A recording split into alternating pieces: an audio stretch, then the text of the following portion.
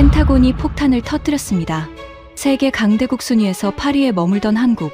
그런데 미국 국방부의 결론은 단 한 줄이었습니다. 한국은 8위가 아니라 2위다.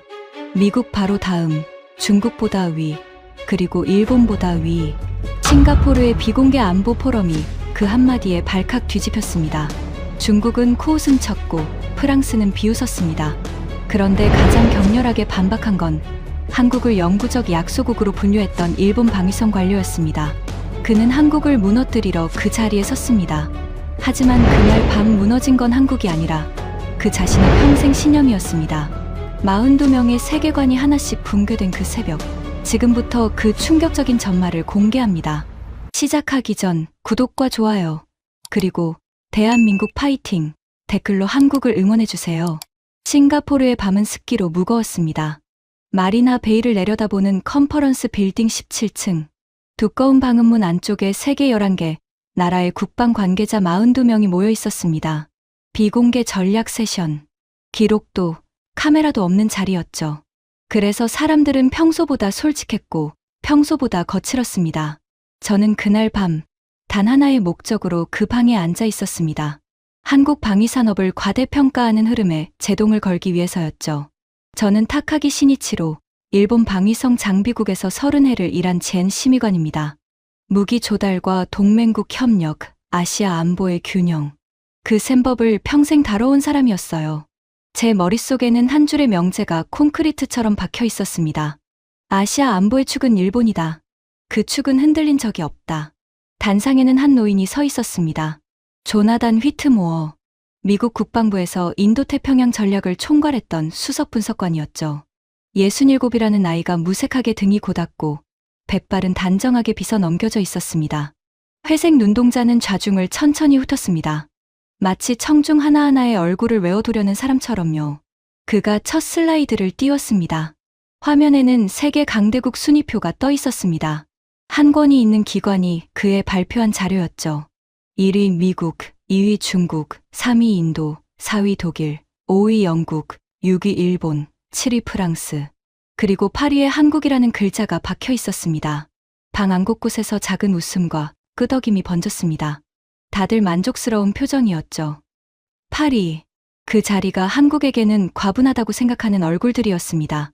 저 역시 마음이 편안했습니다. 6위 일본, 8위 한국. 자연스러운 순서였으니까요. 휘트모어가 입을 열었습니다. 이 표를 보고 여러분 대부분이 안도했을 겁니다. 그의 목소리는 낮고 건조했습니다. 그런데 저는 이 순위에 동의하지 않습니다. 방 안이 잠시 술렁였습니다. 몇몇이 고개를 끄덕였어요. 역시 전문가는 다르다는 표정으로요.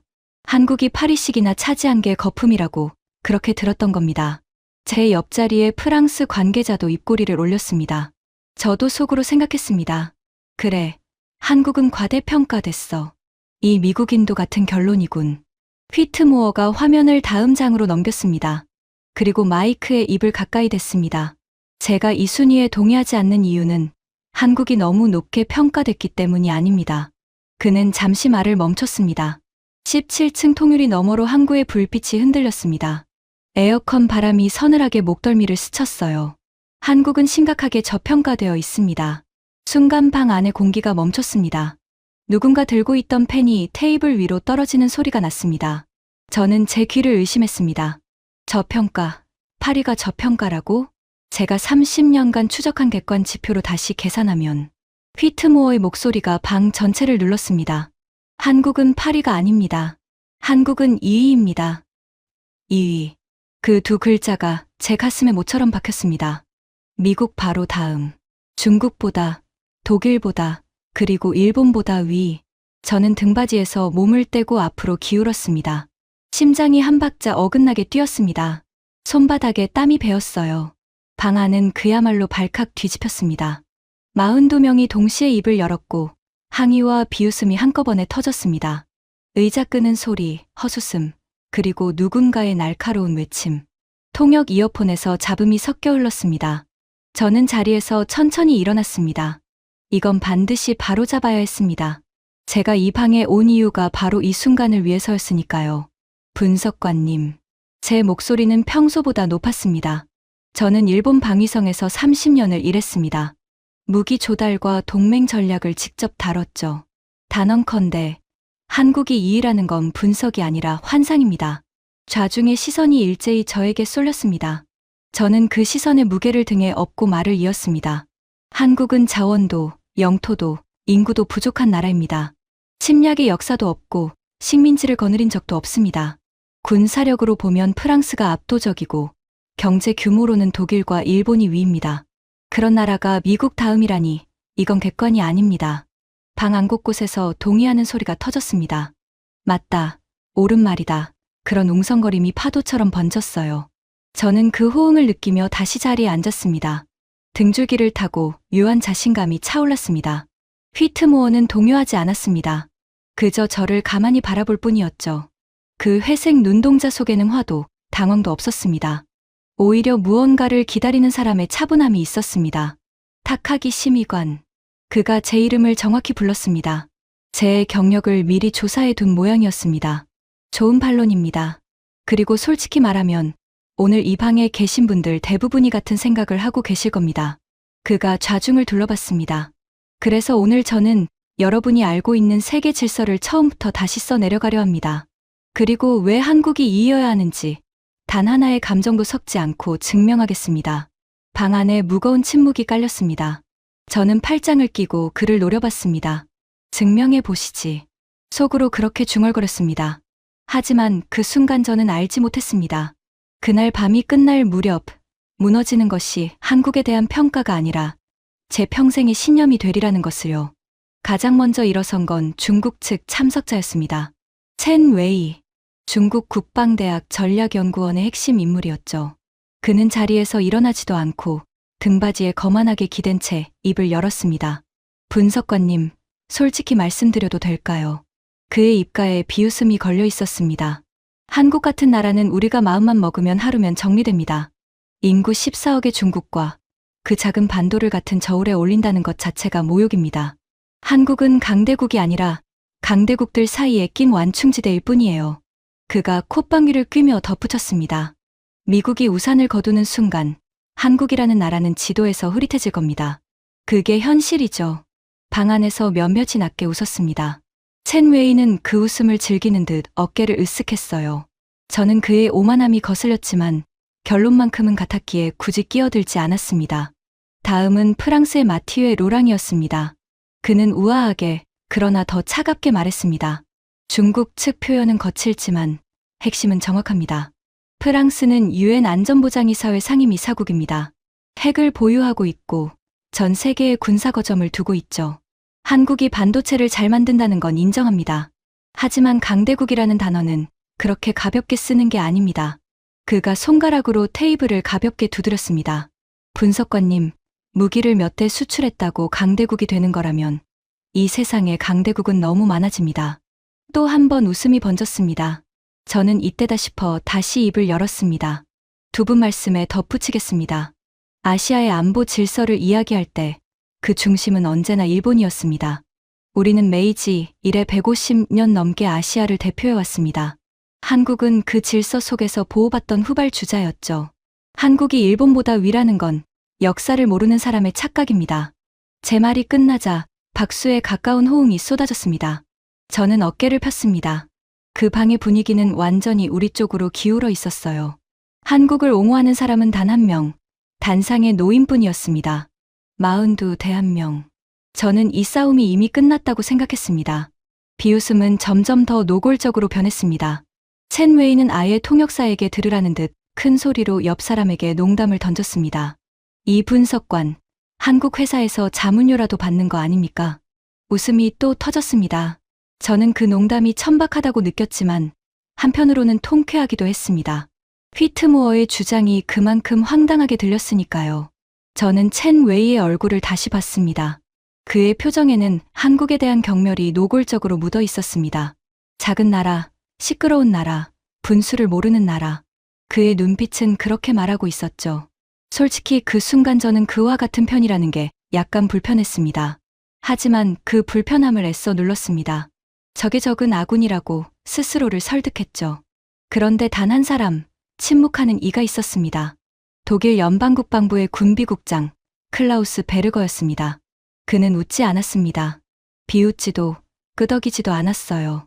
그저 안경테를 매만지며 단상의 노인을 응시하고 있었습니다. 그의 앞에는 두꺼운 자료집이 펼쳐져 있었고 그는 무언가를 작은 수첩에 적고 있었습니다. 저는 그 모습이 잠깐 눈에 걸렸지만 대수롭지 않게 넘겼습니다. 휘트모어는 그 모든 비웃음을 묵묵히 견뎠습니다. 그가 좌중이 잦아들기를 기다린 뒤 천천히 입을 열었습니다. 여러분의 반응 충분히 이해합니다. 30년 전에 저였어도 똑같이 웃었을 겁니다. 그의 목소리는 여전히 흔들림이 없었습니다. 그런데 한 가지만 묻겠습니다. 여러분은 방금 단 한 명도 숫자를 들지 않았습니다. 역사, 자존심, 인구, 핵, 그것들로만 반박하셨죠. 방 안이 살짝 조용해졌습니다. 강대국을 평가하는 건 감정이 아니라 지표입니다. 그래서 저는 지금부터 오직 숫자로만 말하겠습니다. 저는 코웃음을 쳤습니다. 숫자라면 더 자신 있었습니다. 일본의 경제 규모, 군사 예산, 기술 축적, 모든 객관 지표가 한국을 앞선다고 믿었으니까요. 어디 한번 해보라지. 저는 의자를 바짝 당겨 앉았습니다. 휘트모어는 화면을 검게 비웠습니다. 그리고 한 장의 흑백 사진을 띄웠습니다. 무너진 건물들, 잿더미가 된 거리, 깡통을 든 채 카메라를 바라보는 깡마른 아이. 사진 아래에는 짧은 설명이 붙어 있었습니다. 한국 전쟁 직후의 서울. 강대국을 평가할 때 사람들은 늘 현재의 크기만 봅니다. 그가 말했습니다. 하지만 진짜 국력은 현재가 아니라 출발점과 현재 사이의 거리에서 드러납니다. 그러니 한국을 이야기하려면 먼저 이 사진부터 봐야 합니다. 방 안이 조용해졌습니다. 저는 그 사진을 보며 숨을 골랐습니다. 솔직히 말하면 마음 한구석이 묘하게 서늘했습니다. 70해 전 한국은 세계에서 가장 가난한 나라 중 하나였습니다. 그 사실만큼은 누구도 부정할 수 없었죠. 휘트모어가 다음 슬라이드로 넘어갔습니다. 화면에는 강대국의 5가지 조건이라는 제목과 함께 5개의 항목이 차례로 떠올랐습니다. 역사상 모든 강대국은 이 5가지 중 최소한 셋 이상을 갖추고 있었습니다. 그가 하나씩 짚었습니다. 첫째, 풍부한 자원. 둘째, 넓은 영토. 셋째, 식민지나 해외 자원을 통제하는 힘. 넷째, 이른 산업화. 다섯째, 오랜 세월 쌓인 과학기술 기반. 그가 좌중을 둘러봤습니다. 영국은 식민지와 해양 지배력을 가졌습니다. 프랑스는 광대한 식민 경제를 기반으로 성장했죠. 독일은 이른 산업화와 과학 축적이 있었습니다. 일본은 제국주의로 자원을 확보했고요. 미국과 중국은 거대한 영토와 인구를 가졌습니다. 마티웨가 만족스럽게 고개를 끄덕였습니다. 저도 동의했습니다. 정확한 분석이었으니까요. 그렇다면 휘트모어의 목소리가 낮아졌습니다. 한국은 이 5가지 중 무엇을 가졌을까요? 방 안이 조용해졌습니다. 그가 천천히 답했습니다. 단 하나도 없었습니다. 석유도 철광석도 없습니다. 영토는 일본의 절반에도 못 미칩니다. 식민지를 가진 적도 없습니다. 오히려 식민 지배를 당한 쪽이었죠. 산업화는 한참 늦었고 반세기 전까지 변변한 대학조차 드물었습니다. 그가 한 박자 쉬었습니다. 한국은 강대국이 될 자격을 단 하나도 갖추지 못한 나라였습니다. 첸 웨이가 거만하게 끼어들었습니다. 그러니까 제 말이 맞지 않습니까? 그런 나라가 강대국이라니 처음부터 말이 안 되는 거였어요. 휘트모어는 그를 바라봤습니다. 그리고 입가에 희미한 미소를 지었습니다. 바로 그겁니다. 첸 박사. 한국은 강대국이 될 수 없는 나라였습니다. 그런데 그가 화면을 바꿨습니다. 현재 한국의 지표들이 우르르 떠올랐습니다. 그 나라가 지금 8위입니다. 자격을 하나도 갖추지 못한 나라가 세계 8위에 올라 있다는 것. 이 사실 자체가 이미 비정상적입니다. 통계학적으로는 일어날 수 없는 일이 일어난 거예요. 저는 그 말에 멈칫했습니다. 처음으로 휘트모어의 논리가 제 머릿속을 파고들었습니다. 자격이 없는 나라가 8위. 그건 분명 설명이 필요한 현상이었습니다. 마티웨가 반박했습니다. 운이 좋았던 거겠죠. 냉전 구도에서 미국의 지원을 받았고 분단 덕분에 긴장 속에서 성장했고 우연히 겹친 겁니다. 우연. 휘트모어가 그 단어를 되뇌었습니다. 좋습니다. 그럼 같은 우연을 누린 나라가 또 있는지 봅시다. 미국의 지원을 받은 나라는 많았습니다. 분단을 겪은 나라도 있었죠. 하지만 폐허에서 시작해 반도체와 조선과 방산을 동시에 세계 정상에 올린 나라는 지구상에 한국 하나뿐입니다. 우연히 한 번이면 행운이지만 모든 분야에서 반복되면 그건 구조입니다. 마티웨의 입이 다물어졌습니다. 방 안이 조용해졌어요. 저는 팔짱을 풀었습니다. 손끝이 미세하게 떨리고 있었습니다. 반박하려고 입을 열었지만 마땅한 말이 떠오르지 않았습니다. 자존심으로는 반박할 수 있었지만 숫자로는 아니었습니다. 그리고 휘트모어는 처음부터 숫자로만 말하겠다고 선언했죠. 그때였습니다. 내내 침묵하던 독일의 클라우스 베르거가 처음으로 입을 열었습니다. 아주 조용한 목소리였습니다. 분석관님. 방 안의 시선이 그에게 쏠렸습니다. 그 5가지 조건을 하나도 못 갖춘 나라가 파리까지 올라왔다면 그 나라가 그 조건들을 무엇으로 대체했는지 그게 핵심 아닙니까?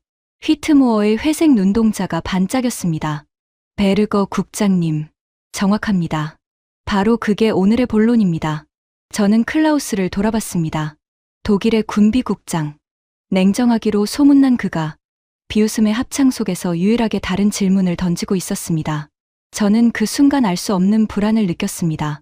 우리 편이 42명이라고 믿었는데 그중 가장 날카로운 한 사람이 방금 반대편 문을 살짝 열어버린 것 같았거든요. 첸 웨이가 못마땅한 듯 혀를 찼습니다. 베르거 국장, 설마 저 미국인 장단에 맞춰주는 겁니까? 클라우스는 첸 웨이를 쳐다보지도 않았습니다. 저는 누구 편도 아닙니다.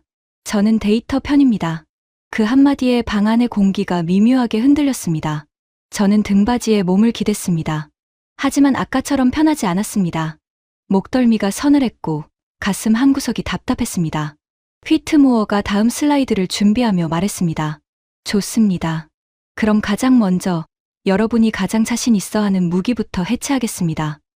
체급, 인구와 영토라는 그 거대한 숫자가 왜 더 이상 강대국의 기준이 아닌지부터 증명하죠. 체렌 웨이의 얼굴이 굳었습니다. 14억과 광대한 영토. 그건 그가 가장 자랑스러워하던 카드였으니까요. 저는 노트를 펼쳤습니다. 손이 떨리고 있었습니다. 무언가 잘못되고 있다는 직감이 처음으로 등골을 타고 올라왔습니다.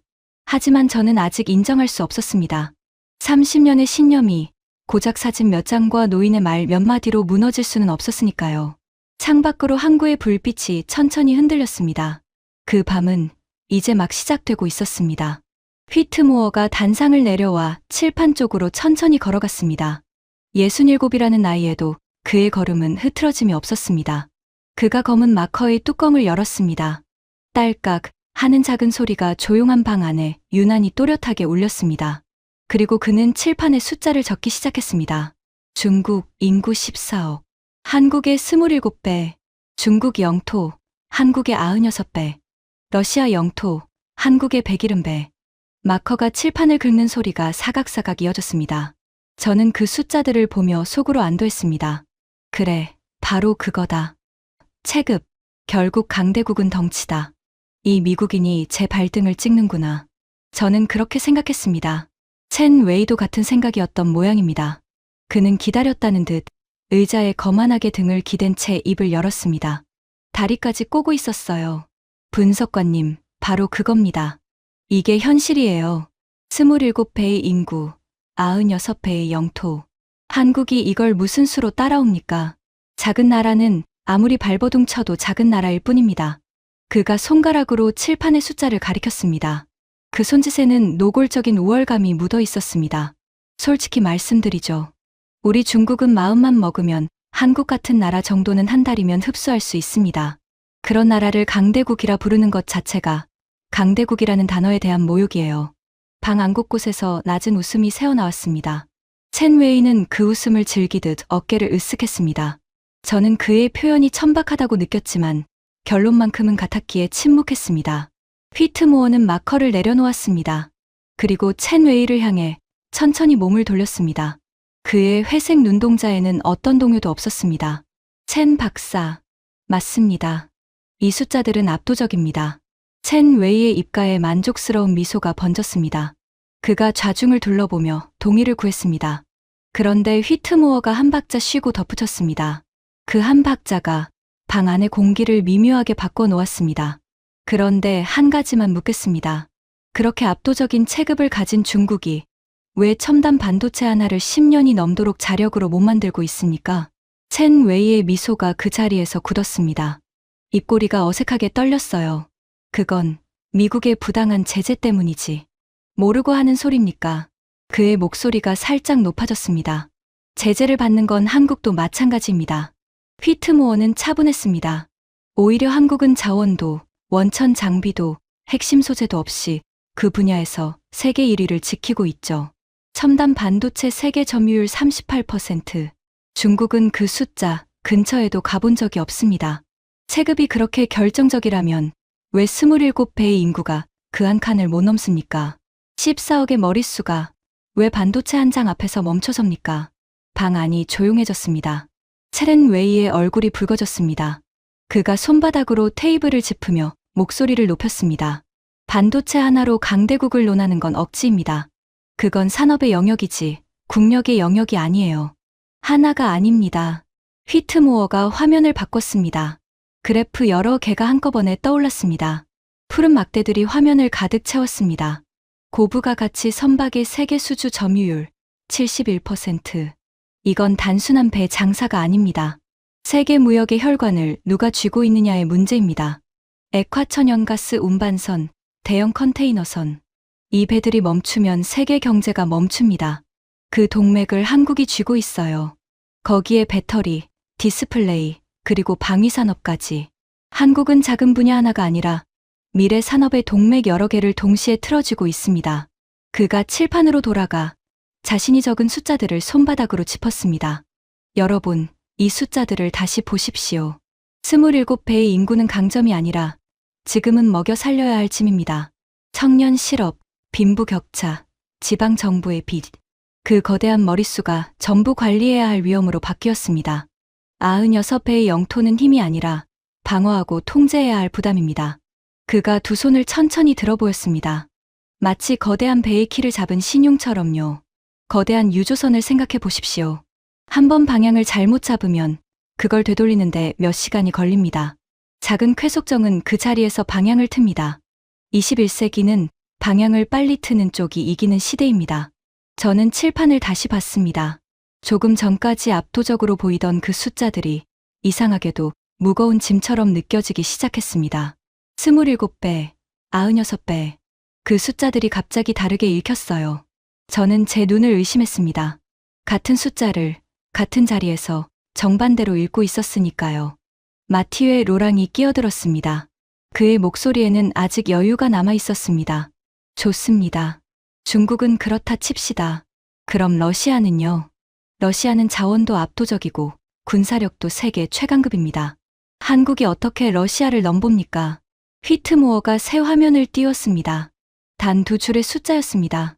러시아 국내 총생산 약 1조 9천억 달러. 한국 1조 9,500억 달러. 방 안에서 누군가 숨을 들이켜는 소리가 났습니다. 짧고 날카로운 소리였습니다. 러시아는 한국의 백이른 배 영토를 가졌습니다. 세계에서 가장 넓은 땅이죠. 그런데 그 땅이 만들어내는 부가가치가 한국이라는 작은 반도보다 적습니다. 이게 무슨 뜻인지 아십니까? 체급은 있지만 실력이 없다는 겁니다. 백이른 배의 땅이 한 조각의 부가가치도 더 만들어내지 못하고 있어요. 그 거대한 영토는 자원 창고가 아니라 지켜야 할 국경의 길이일 뿐입니다. 마티웨가 입을 다물었습니다. 그의 여유가 조금씩 빠져나가고 있었습니다. 첸 웨이는 팔짱을 끼고 창밖을 노려봤습니다. 그의 자랑이던 체급이 한 장의 그래프 앞에서 허물어지고 있었습니다. 그는 분이 풀리지 않는 듯 발끝으로 바닥을 톡톡 두드렸습니다. 그 신경질적인 소리가 제 귀에 거슬리게 박혔습니다. 저는 노트에 무언가를 적으려다 멈췄습니다. 손이 떨려서 글씨가 제대로 써지지 않았습니다. 제 머릿속에서 30년간 단 한 번도 의심한 적 없던 전제가 흔들리고 있었어요. 큰 것이 강하다. 그 당연한 명제가 처음으로 의심스러워졌습니다. 저는 평생 그 명제 위에 동맹 전략을 세웠습니다. 일본은 크니까 강하고 한국은 작으니까 약하다. 그 한 줄의 가정 위에요. 그런데 그 가정이 지금 제 눈앞에서 무너지고 있었습니다. 저는 천천히 펜을 내려놓았습니다. 손바닥에 식은땀이 배어 있었습니다. 저는 마지막 자존심을 끌어모았습니다.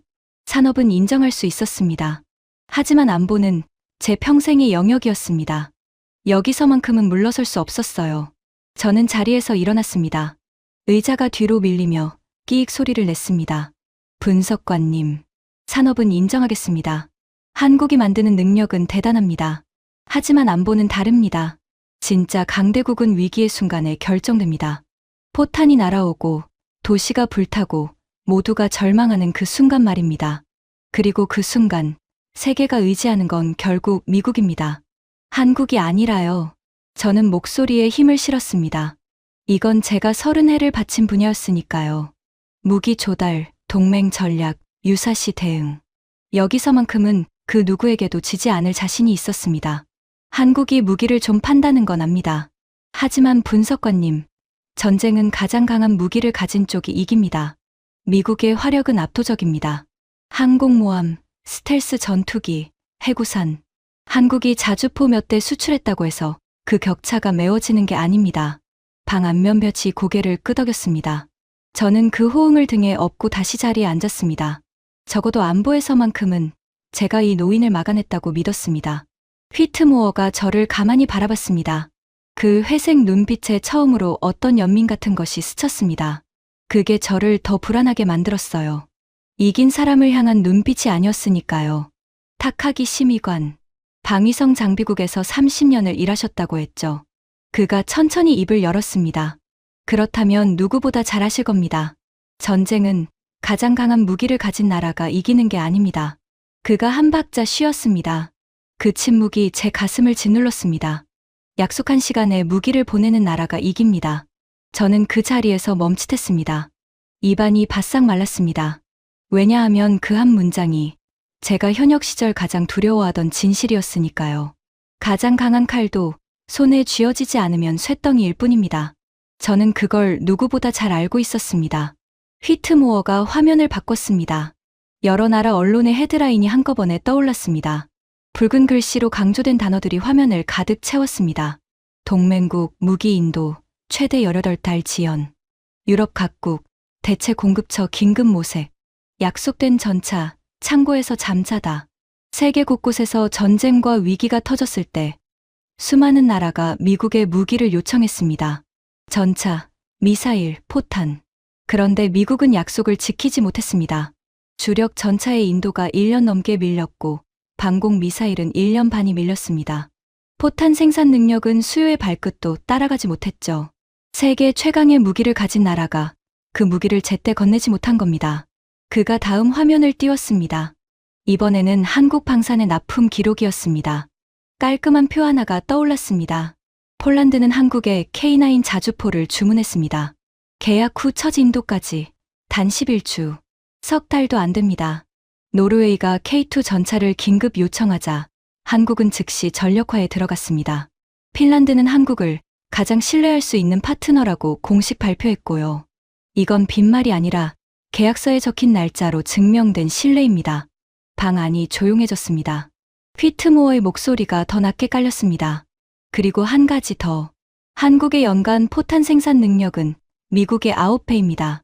누군가의 펜이 테이블 위로 굴러떨어졌습니다. 또르르 하는 소리가 정적을 갈랐습니다. 상상해 보십시오. 새벽 3시입니다. 전쟁이 터졌습니다. 포탄이 떨어지고 있고 병사들이 죽어가고 있습니다. 그때 여러분은 어느 나라에 전화를 겁니까? 1년 반을 기다리라는 나라입니까? 11주 만에 첫 물량을 보내주는 나라입니까? 화력이 아무리 세도 1년 반 뒤에 도착하는 무기는 그 전쟁에서 아무 의미가 없습니다. 저는 숨이 막혔습니다. 현역 시절의 한 장면이 제 머릿속에서 생생하게 되살아났습니다. 일본의 한방산 사업이 납기를 거듭 어겨 동맹국의 신뢰를 잃었던 사건. 약속한 날짜를 2번, 3번 넘기고 결국 그 동맹국이 다른 나라로 발길을 돌렸던 그 일. 저는 그 사업의 지연 보고서를 직접 결제했습니다.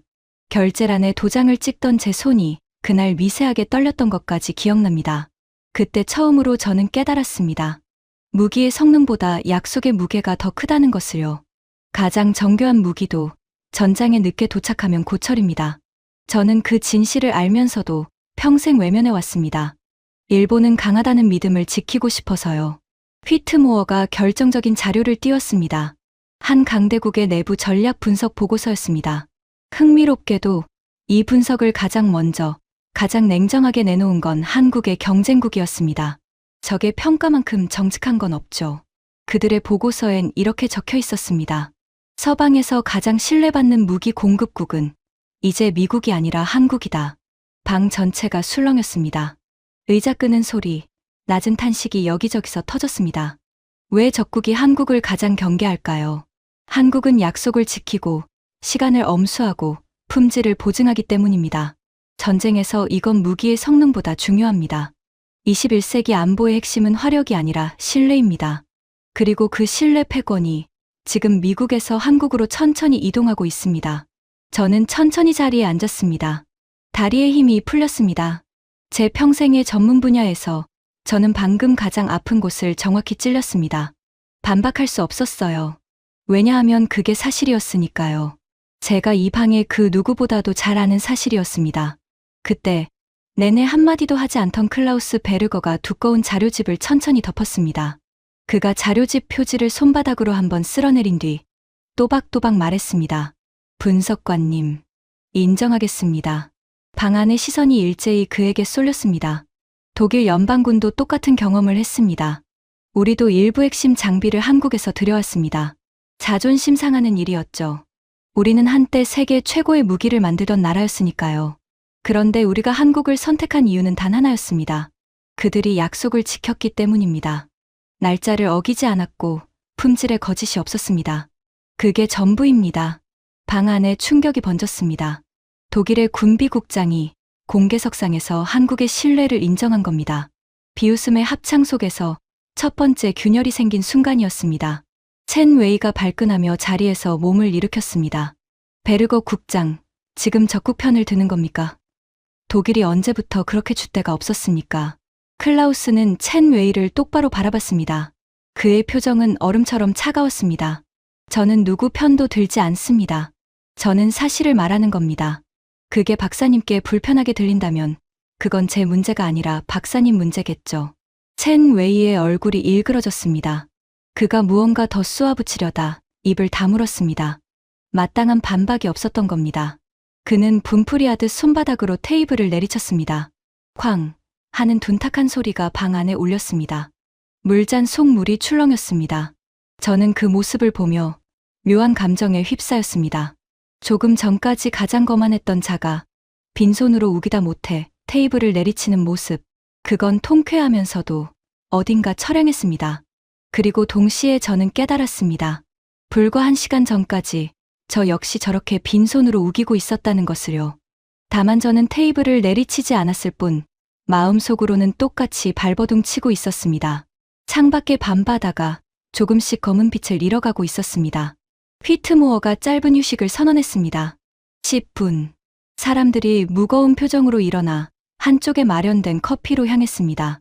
진한 커피 향이 방 안에 퍼졌습니다. 평소라면 그 향이 반가웠을 텐데 그날은 속이 메스꺼웠습니다. 저는 자리에서 일어나지 못했습니다. 그저 통유리 너머의 밤바다를 바라봤습니다. 검은 물결 위로 항구의 불빛이 길게 부서지고 있었습니다. 그 풍경을 보는데 오래전 기억 하나가 불쑥 떠올랐습니다. 평생 떠올리지 않으려 애써왔던 기억이었어요. 제 아버지도 방위성 사람이었습니다. 반세기 전 아버지는 한기밀 평가서를 작성했습니다. 동아시아 정세 보고서. 저는 그 보고서를 어린 시절 아버지의 서재에서 우연히 보았습니다. 누렇게 변색된 종이, 빳빳한 표지, 그리고 붉은 도장이 찍힌 기밀이라는 글자. 어린 저는 그게 무슨 대단한 보물처럼 느껴졌습니다. 그 보고서 안에서 아버지는 한국을 이렇게 규정했습니다. 자원 없고, 자본 없고, 기술 없는 나라. 분단으로 인해 영원히 외세에 의존할 수밖에 없는 나라. 결론은 단 한 줄이었습니다. 한국은 영구적 약소국으로 분류함이 타당하다. 저는 그 한 줄을 평생 제 마음속 지도로 삼았습니다. 아버지가 그렇게 썼으니 그건 진실이었습니다. 한국은 약소국이다. 그게 제가 물려받은 세계관이었어요. 저는 그 지도를 단 한 번도 의심하지 않았고 단 한 번도 다시 그려본 적이 없었습니다. 저는 손바닥으로 얼굴을 천천히 쓸어내렸습니다. 제 손이 차가웠습니다. 평생 단단하다고 믿었던 무언가가 발밑에서 천천히 갈라지는 느낌이었습니다. 휴식이 끝나고 사람들이 다시 자리에 앉았습니다. 휘트모어가 단상으로 향하려는 순간 저는 떨리는 손을 천천히 들었습니다. 분석관님, 본론으로 들어가기 전에 개인적인 이야기를 하나 해도 되겠습니까? 방 안의 모든 시선이 저에게 쏠렸습니다. 조금 전까지 한국을 가장 강하게 반박하던 일본 관료가 갑자기 손을 들었으니까요. 휘트모어가 의외라는 표정으로 그러나 정중하게 고개를 끄덕였습니다. 저는 천천히 일어났습니다. 목소리를 가다듬었지만 첫 마디부터 떨렸습니다. 제 아버지는 방위성에서 평생을 일하셨습니다. 반세기 전 아버지는 한국을 영구적 약소국으로 분류한 기밀 평가서를 직접 쓰셨습니다. 저는 그 한 줄을 평생 진실이라 믿었습니다. 그래서 오늘 저는 이 자리에 그 믿음을 지키러 왔습니다. 한국이 강대국이라는 분석관님의 주장을 무너뜨리러 온 겁니다. 제 목소리가 점점 더 떨렸습니다. 좌중이 숨을 죽였습니다. 에어컨 소리만이 낮게 깔렸습니다. 그런데 지금 제 안에서 무언가가 무너졌습니다. 그리고 그 자리에서 한 가지를 깨달았습니다. 저는 잠시 말을 멈췄습니다. 목이 메었습니다. 침을 한번 삼키고 다시 입을 열었습니다. 아버지의 평가서는 틀린 게 아니었습니다. 그 시점에선 정확했어요. 반세기 전 한국은 분명 자원도 자본도 기술도 없는 나라였습니다. 아버지는 자기 시대를 정직하게 기록한 겁니다. 저는 떨리는 손으로 가슴을 짚었습니다. 틀린 건 아버지가 아니라 그 평가서를 평생 갱신하지 않은 저였습니다. 저는 반세기 전에 그려진 지도를 손에 쥐고 오늘의 세계를 걷고 있었습니다. 그 지도엔 없는 길들이 그 사이 수없이 생겨났는데도요. 저는 한 번도 지도를 다시 그리지 않았습니다. 그게 제 평생의 잘못이었습니다. 방 안이 완전히 조용해졌습니다. 누군가 깊은 한숨을 내쉬는 소리가 들렸습니다. 어떤 이는 눈을 감았고 어떤 이는 고개를 떨궜습니다. 휘트모어가 천천히 입을 열었습니다. 그의 목소리는 그날 처음으로 부드러웠습니다. 타카기 심의관, 방금 하신 말씀이 오늘 이 방에서 나온 가장 정직한 분석입니다. 어떤 데이터보다도 정확했습니다. 그가 좌중을 천천히 둘러봤습니다. 우리 모두가 그렇습니다.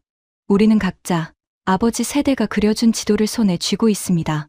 영국은 식민제국의 지도를, 프랑스는 유럽 중심의 지도를, 일본은 아시아 맹주의 지도를요. 그 지도들은 한때 정확했습니다. 그런데 그 지도들은 전부 반세기 전에 그려진 겁니다. 세계는 그동안 완전히 바뀌었는데 우리 손의 지도는 그대로였어요. 우리는 낡은 지도를 들고 길을 잃고 있었던 겁니다. 저는 고개를 떨궜습니다. 눈가가 뜨거워졌습니다. 30년의 신념이 부끄러움으로 바뀌는 순간이었습니다. 하지만 그 부끄러움 속에 이상하게도 어떤 후련함이 섞여 있었습니다. 평생 무겁게 들고 다니던 낡은 지도를 마침내 손에서 내려놓는 사람의 후련함이었죠. 어깨가 가벼워지는 느낌이었습니다. 마티유의 로랑이 조용히 입을 열었습니다. 그의 목소리에서 아까의 여유는 완전히 사라져 있었습니다. 솔직히 고백하겠습니다. 저도 같은 지도를 들고 있었습니다. 프랑스가 세계의 중심이라는 지도, 그 지도가 낡았다는 걸 알면서도 인정하기 싫었습니다. 방 안에서 여러 사람이 고개를 끄덕였습니다. 오직 첸 웨이만이 여전히 팔짱을 낀 채 코웃음을 쳤습니다. 그가 들으라는 듯 큰 소리로 중얼거렸습니다. 한심하군. 다들 감상에 젖어서 분석을 흐리고 있어. 눈물 짜는 이야기로 국력을 논합니까? 숫자나 더 봅시다. 숫자나. 그의 목소리는 얼음처럼 차가웠습니다. 다른 모두가 흔들리는 와중에도 그는 끝까지 비틀린 표정을 풀지 않았습니다. 오히려 다른 사람들의 동료를 경멸하듯 바라봤어요. 저는 그를 보며 생각했습니다. 가장 늦게까지 버티는 자가 결국 가장 크게 무너지는 법이라고요. 그리고 그 순간이 머지않았다는 것도요. 휘트모어는 첸 웨이의 빈정거림을 조용히 받아들였습니다. 화내지 않았습니다. 그저 고개를 한번 끄덕였을 뿐이었죠. 좋습니다. 첸 박사. 박사님 말씀대로 감상은 걷어내죠. 그런데 숫자 말고 한 가지 더 봐야 할 게 있습니다. 강대국이 대체 어떻게 강대국이 되었는가? 그 역사입니다. 이건 감상이 아니라 기록입니다. 그가 새 화면을 띄웠습니다. 세계 지도가 떠올랐습니다. 그런데 그 지도는 곳곳이 붉은색으로 얼룩져 있었습니다. 마치 상처처럼요. 이건 식민과 침략의 지도입니다. 붉은 부분은 누군가가 누군가를 지배했던 흔적입니다. 그가 지도의 한 부분을 가리켰습니다. 영국은 인도를 100년 넘게 지배했습니다. 아편을 앞세워 중국의 문을 강제로 열었고 아프리카의 자원을 실어 날랐습니다. 해가 지지 않는 제국이라는 그 영광은 이 붉은 지도 위에 세워진 겁니다. 화면이 움직이며 붉은 얼룩이 또 다른 대륙을 덮었습니다. 프랑스는 북아프리카와 인도차이나를 식민지로 삼았습니다. 알제리에서, 베트남에서 수많은 사람이 그 지배 아래 고통받았습니다. 마티웨가 고개를 천천히 숙였습니다.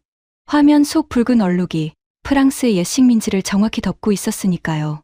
그는 더 이상 변명하지 않았습니다. 러시아는 시베리아와 중앙아시아를 정복했습니다. 끝없이 영토를 넓혔죠. 그 광활한 땅의 상당 부분이 정복의 결과입니다. 휘트모어가 잠시 멈췄습니다. 그리고 천천히 저를 바라봤습니다. 저는 숨을 멈췄습니다. 다음 차례가 무엇인지 저는 알고 있었습니다. 일본은 그가 신중하게 단어를 골랐습니다. 제국주의의 길을 걸으며 자원을 확보했습니다. 그 과정에서 이웃 나라들이 깊은 상처를 입었습니다. 저는 그 말을 부정할 수 없었습니다. 부정할 자격도 없었습니다. 저는 그저 묵묵히 화면을 응시했습니다. 제 나라의 과거가 그 붉은 지도 위에 또렷이 새겨져 있었으니까요. 가슴이 답답했지만 그건 부당한 모욕이 아니라 정직한 기록이었습니다. 미국조차 예외가 아닙니다. 원주민을 몰아냈고 여러 나라에 군사적으로 개입했습니다. 보십시오, 여러분. 휘트모어가 붉게 얼룩진 지도 전체를 손바닥으로 가리켰습니다. 강대국의 역사는 대부분 이 붉은 지도 위에 쓰여 있습니다. 약탈, 침략, 지배. 이것이 전통적인 강대국이 정상에 오른 방식이었습니다. 강대국이 된다는 건 곧 누군가의 것을 빼앗는다는 뜻이었어요. 그게 수천 년간의 법칙이었습니다. 방 안이 무겁게 가라앉았습니다. 각국의 참석자들이 화면 속 자기 나라의 붉은 흔적을 차마 똑바로 보지 못했습니다. 어떤 이는 시선을 떨궜고 어떤 이는 입술을 깨물었습니다. 휘트모어가 화면을 바꿨습니다. 이번에는 깨끗한 화면이었습니다. 한국의 역사 연표가 떠올랐습니다. 한국은 식민 지배를 당한 나라입니다. 전쟁으로 모든 것을 잃은 나라죠. 폐허에서 다시 시작해야 했던 나라입니다. 그런데 여기 흥미로운 사실이 하나 있습니다. 그가 한 박자 쉬었습니다. 방 안의 모든 귀가 그에게 쏠렸습니다. 한국은 역사상 단 한 번도 다른 나라를 식민지로 삼지 않았습니다. 단 한 번도 이웃을 먼저 침략하지 않았습니다. 단 한 번도 남의 자원을 약탈하지 않았습니다. 빼앗긴 적은 있어도 빼앗은 적은 없는 나라입니다. 그가 다시 그 붉은 색의 지도를 띄웠습니다. 그리고 천천히 말했습니다. 그래서 한국은 이 피의 지도 어디에도 없습니다. 단 한 점의 붉은 얼룩도 한국의 이름으로 찍혀 있지 않습니다. 저는 그 깨끗한 연표와 붉게 얼룩진 색의 지도를 번갈아 바라봤습니다. 가슴 한구석이 서늘해졌습니다. 약탈 없이, 침략 없이 강대국이 된 나라. 그런 나라가 정말 존재할 수 있는 건가? 제 머릿속에서 또 하나의 단단한 관념이 천천히 무너졌습니다. 강대국은 빼앗는 자다. 그 오래된 법칙이 한국 앞에서 깨지고 있었습니다. 한국은 자원이 없어서 빼앗는 대신 기술을 길렀습니다. 휘트모어의 목소리가 방 안에 울렸습니다. 영토가 작아서 정복하는 대신 효율을 극대화했습니다. 식민지가 없어서 지배하는 대신 신뢰로 무역했습니다. 한국은 약탈의 길이 아니라 정반대의 길로 정상에 올랐습니다. 빼앗는 대신 만들었고 지배하는 대신 약속을 지켰습니다. 그가 좌중을 천천히 둘러봤습니다. 여러분, 한국은 세계 역사상 최초의 도덕적 강대국입니다. 단 한 방울의 피도 약탈하지 않고 정상에 오른 인류 역사상 유일한 나라입니다. 이건 기적이 아닙니다. 이건 문명의 진화입니다. 방 안에 긴 침묵이 흘렀습니다. 그건 반박을 위한 침묵이 아니었습니다. 인정의 침묵, 경외의 침묵이었습니다. 누구도 그 침묵을 깨려 하지 않았습니다. 마티웨 로랑이 천천히 손을 들었습니다. 그의 목소리는 깊이 가라앉아 있었습니다. 분석관님, 인정하겠습니다. 우리 프랑스는 화려한 역사를 가졌습니다. 예술과 혁명과 자유의 나라라고 저는 평생 자랑스러워했습니다. 그런데 그 화려함의 절반은 식민지의 피로 칠해진 것이었습니다. 저는 그 사실을 알면서도 외면해 왔습니다. 그가 잠시 말을 멈췄다가 다시 이었습니다. 한국은 그 피 한 방울 없이 여기까지 왔군요. 부끄럽습니다. 그리고 존경합니다. 진심으로요. 방 안에서 여러 사람이 동시에 고개를 끄덕였습니다. 7, 8명이 같은 표정을 짓고 있었어요. 비웃음으로 가득했던 방이 어느새 깊은 경외감으로 채워지고 있었습니다. 공기 자체가 달라져 있었습니다. 저는 그 변화를 온몸으로 느꼈습니다. 그리고 제 안에서도 무언가가 조용히 바뀌고 있었습니다. 제가 평생 작다고만 여겼던 그 나라가 어느새 제 마음속에서 가장 높은 곳에 서 있었습니다. 첸 웨이가 자리에서 벌떡 일어났습니다. 의자가 뒤로 넘어가며 둔탁한 소리를 냈습니다. 그의 얼굴은 불타 못해 검게 일그러져 있었습니다. 관자놀이에 핏줄이 도드라졌어요. 다들 단단히 취했군요. 도덕적 강대국이라니 그런 건 동화책에나 나오는 말입니다. 현실 정치는 힘이 전부예요. 착한 나라가 이긴 적이 역사에 단 한 번이라도 있습니까? 한국이 아무리 잘난 척해봤자 미국이 손을 떼는 순간 그 나라는 끝입니다. 여러분, 제발 환상에서 깨어나십시오. 감상에 취해서 똑같이 무너지지 마세요. 그의 목소리는 날카로웠지만 어딘가 다급했습니다. 마지막 절벽에 몰린 자의 발악 같았어요. 그는 손가락으로 좌중을 하나하나 가리키며 거의 위협하듯 말했습니다. 그 모습에서 조금 전까지의 우월감은 사라지고 없었습니다. 남은 건 두려움뿐이었습니다. 휘트모어는 그를 차분히 바라봤습니다. 흔들림이 없었습니다. 첸 박사, 좋습니다. 마지막 질문에 답하겠습니다. 한국이 미국의 빌부터 사는 약한 나라다. 그 말이 사실인지 지금 함께 확인해 봅시다. 그가 마지막 화면을 띄웠습니다. 제목은 간결했습니다. 지금, 이 순간. 미국 공군은 훈련기가 부족합니다. 그래서 한국산 훈련기 도입을 진지하게 검토하고 있습니다. 세계 최강의 공군이 한국 비행기를 사려 하고 있어요. 화면이 넘어갔습니다. 미국의 조선업은 사실상 무너졌습니다. 재건하려 해도 기술도 인력도 없어서 한국의 조선 기술에 손을 내밀고 있습니다. 그리고 미국의 포탄 창고가 바닥났을 때 그 빈 창고를 채워준 게 어느 나라였는지 아십니까? 한국이었습니다. 방 안이 크게 술렁였습니다. 곳곳에서 탄식이 새어나왔습니다. 첸 박사, 잘 들으십시오. 미국이 한국을 일방적으로 보호하는 게 아닙니다. 지금 세계는 그 미국조차 한국에 의존하기 시작했습니다. 훈련기를, 군함을, 포탄을요. 이건 먼 미래의 예측이 아닙니다. 지금, 이 순간에도 벌어지고 있는 현실입니다. 박사님이 인정하든 안 하든 이미 일어나고 있어요. 첸 웨이가 입을 열었습니다. 그런데 소리가 나오지 않았습니다. 그가 떨리는 손가락으로 화면을 가리켰습니다.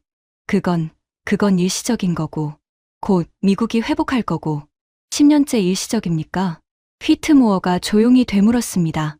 첸 웨이의 손이 허공에서 멈췄습니다. 그는 입을 벌린 채 아무 말도 잇지 못했습니다. 그의 눈동자가 갈곳을 잃고 흔들렸습니다. 그러더니 천천히 무너지듯 자리에 주저앉았습니다. 넘어진 의자를 세울 생각도 하지 못한 채로요. 저는 그 광경을 보며 등줄기에 소름이 돋았습니다.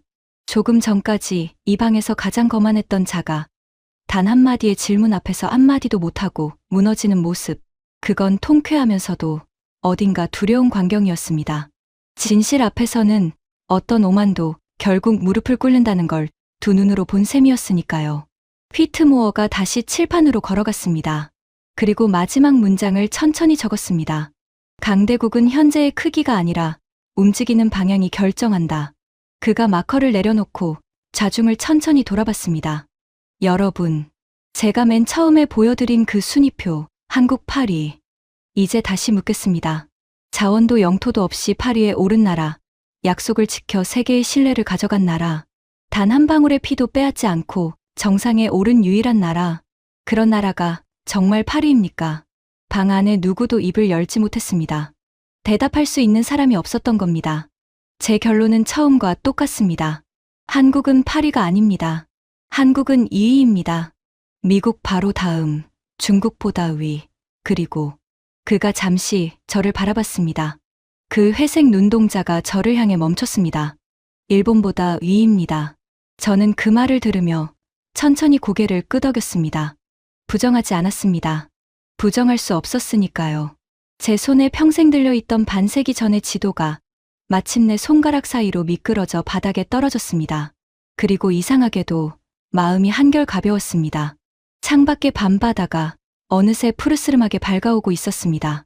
긴 밤이 끝나가고 있었어요. 그 밤 동안 42명의 세계관이 하나씩 무너지고 다시 세워졌습니다. 이제 남은 건 단 하나. 끝까지 버티다 주저앉은 그 한 사람, 첸 웨이의 입에서 마지막으로 어떤 말이 나오느냐였습니다. 방 안에는 무거운 정적이 흘렀습니다. 넘어진 의자 옆에 주저앉은 첸 웨이를 향해 모두의 시선이 모여 있었습니다. 그는 고개를 숙인 채 거친 숨을 몰아쉬고 있었습니다. 관자놀이에 맺힌 땀이 형광등 불빛에 번들거렸어요. 휘트모어는 그를 재촉하지 않았습니다. 그저 단상에 서서 조용히 기다렸습니다. 그 기다림이 오히려 첸 웨이를 더 몰아붙이는 것 같았습니다. 누구도 그를 비웃지 않았는데 그 침묵이 그에게는 가장 큰 추궁이었을 겁니다. 마침내 첸 웨이가 천천히 고개를 들었습니다. 그의 눈은 충혈되어 있었고 입술은 하얗게 질려 있었습니다. 그가 갈라진 목소리로 입을 열었습니다. 좋습니다. 방 안의 공기가 팽팽하게 당겨졌습니다. 숫자는 인정하겠습니다. 한국의 포탄 생산 능력도, 조선 점유율도, 납기 기록도, 그건 제가 부정할 수 있는 게 아니더군요. 부정하려 했지만 부정할 근거가 제게는 없었습니다. 그가 떨리는 손으로 테이블을 짚으며 간신히 몸을 일으켰습니다. 넘어진 의자는 그대로 둔 채였습니다. 저는 숨을 죽이고 그를 지켜봤습니다. 이 방에서 가장 오만했던 자, 한국을 하루면 정리할 수 있다고 비웃던 자, 다른 사람들의 동요를 경멸하던 그 사람이 마침내 두 손을 든 겁니다. 통쾌함이 등줄기를 타고 올라왔습니다. 하지만 첸 웨이는 끝까지 그다웠습니다. 하지만 분명히 해두죠. 그의 목소리에 다시 날이 섰습니다. 저는 한국을 좋아하게 된 게 아닙니다. 존경하게 된 것도 아니에요. 저는 그저 숫자를 부정할 수 없을 뿐입니다. 그것뿐입니다. 여러분처럼 눈물을 흘리거나 감동에 젖을 생각은 추호도 없습니다. 그가 자기 자료집을 거칠게 챙겼습니다. 종이가 구겨지는 소리가 났습니다. 인정하죠. 한국은 강합니다. 제가 우습게 봤던 것보다 훨씬 더. 됐습니까? 이게 제가 할 수 있는 전부입니다. 그는 마지막까지 고개를 빳빳이 든 채 자료집을 옆구리에 끼고 출입문으로 향했습니다. 그의 걸음은 빨랐지만 어깨는 무겁게 처져 있었습니다. 문이 닫히는 둔탁한 소리가 방 안에 길게 울렸습니다. 그가 나간 뒤에도 그 자리에 묘한 여운이 남았습니다. 그는 한국을 사랑하게 되지 않았습니다. 끝까지 비틀린 채 패배만을 인정하고 떠났습니다. 하지만 바로 그래서 그의 인정은 더 무거웠습니다. 호의가 아니라 사실 앞에서 무릎을 꿇은 것이었으니까요. 좋아서 인정한 게 아니라 인정하지 않을 수 없어서 인정한 것. 그것이야말로 가장 완벽한 패배였습니다. 방 안에 누군가가 낮게 중얼거렸습니다. 끝까지 저렇게 가는군. 클라우스 베르거가 안경을 천천히 벗어 손수건으로 닦았습니다. 그리고 조용히 말했습니다. 저런 사람의 인정이 사실은 가장 정직한 겁니다. 좋아서 인정한 게 아니니까요. 저 사람은 방금 자기 신념을 통째로 잃고 나간 겁니다. 휘트모어가 단상에서 천천히 고개를 끄덕였습니다. 그리고 좌중을 둘러봤습니다. 42명 중 한 명이 떠나 이제 41명이 남아 있었습니다. 그리고 그 41명의 얼굴에는 더 이상 비웃음이 없었습니다. 여러분, 휘트모어가 입을 열었습니다. 그의 목소리는 한결 차분해져 있었습니다. 오늘 이 방에서 일어난 일을 잘 기억해 두십시오. 우리는 한 나라에 대한 평가를 바꾼 게 아닙니다. 우리는 세계를 보는 낡은 기준 하나를 폐기한 겁니다. 크기가 곧 힘이라는 기준, 빼앗는 자가 강자라는 기준. 그 낡은 기준을요. 그가 잠시 말을 멈췄다가 단호하게 이었습니다. 한국은 통계의 오류처럼 보였던 나라입니다. 그런데 우리가 오늘 깨달은 건 오류는 한국이 아니라 우리의 기준이었다는 사실입니다. 한국이 틀린 게 아니라 한국을 재던 우리의 자가 틀렸던 겁니다. 방 안의 사람들이 천천히 그러나 분명하게 고개를 끄덕였습니다. 41명이 같은 방향으로요. 그건 한 나라의 항복이 아니라 한 시대의 기준이 바뀌는 소리였습니다.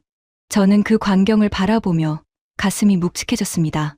제가 평생 작다고 여겼던 나라가 이제 이 방 전체의 인정 위에 우뚝 서 있었습니다. 그리고 저는 그 인정에 가장 먼저 손을 들어야 할 사람이라는 걸 알고 있었습니다. 세션이 끝났습니다. 사람들이 하나둘 일어나 낮은 목소리로 이야기를 나누며 방을 빠져나가기 시작했습니다. 저는 자리에서 일어나지 못했습니다. 통유리 너머로 싱가포르의 새벽이 환하게 밝아오고 있었습니다.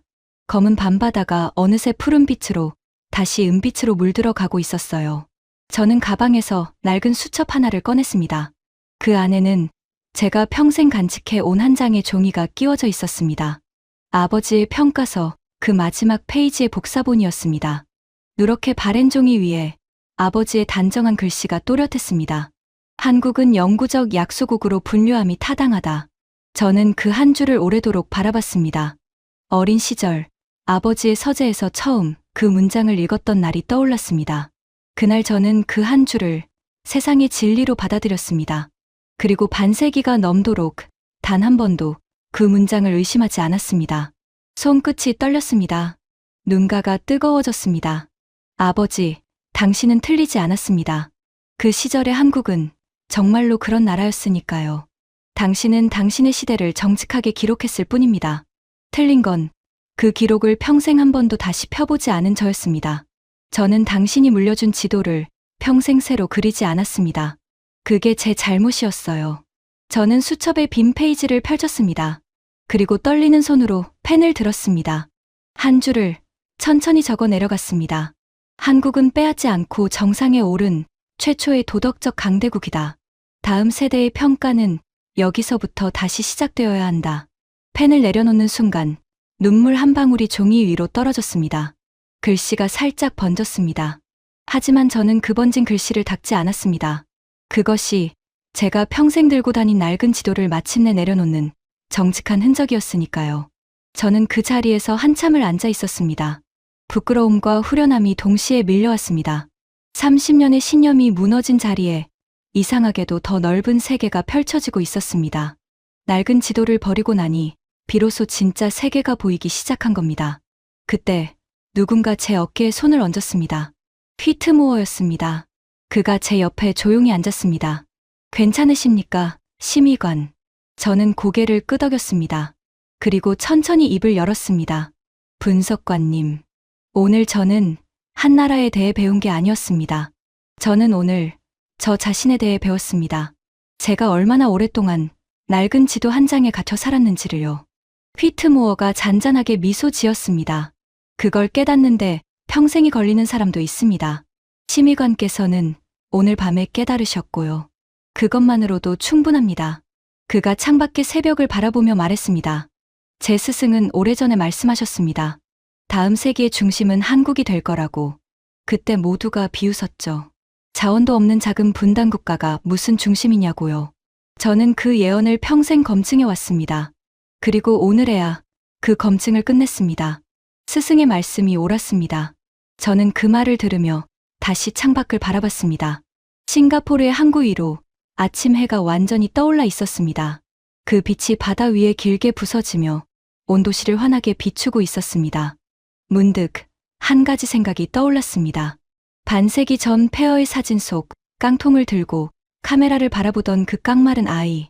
그 아이가 살던 나라가 이제 세계의 새벽을 밝히는 나라가 되어 있었습니다. 누가 상상이나 했을까요?